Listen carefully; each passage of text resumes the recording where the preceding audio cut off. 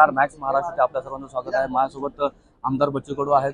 बच्चू कडू साहेब हे सातत्याने शेतकऱ्यांनी यांच्या दिव्यांगांविषयी हे आवाज उठवत असतात। आज बजेट सेशन झालं सर, आणि बजेट सेशनमध्ये आपल्याला काय मिळालं, काय सांगा?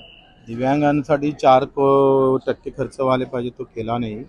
1600 कोटी आहे, 20,000 कोटी खर्च करायला पाहिजे, त्याच्यासाठी आम्ही आग्रही आहोत।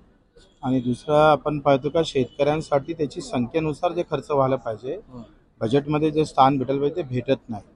आणि त्याच्या संदर्भात आम्ही पुढच्या बजेटसाठी आम्ही आक्रमक राहू आणि त्यासाठी करण्यासाठी आम्ही प्रयत्न करू। एकंदरीत आता मनोज जरांगेचा जो विषय आहे तो आंदोलन आक्रमक झालं, त्यानंतर पुन्हा मनोज जरांगेने माघार घेतली, त्यांच्यावरती पुन्हा SIT चौकशी करायला लावली, या संदर्भात काय सांगतो? त्यांच्यावर लावली तसं मग 250 मराठी जे आत्महत्या केली त्याची चौकशी होऊ द्या। अशा पद्धतीनं दिवसून काही फायदा होणार नाही।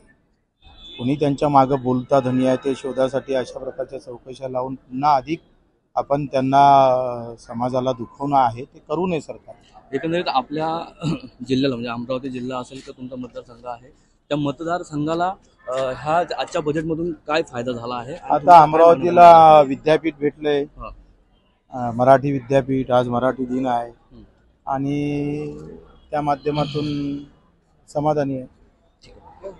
तर हे होते आमदार कहारचे आमदार बच्चू कडू आपल्यासोबत बोलत होते। कृष्णा गोलपटे, मॅक्स महाराष्ट्र, मुंबई।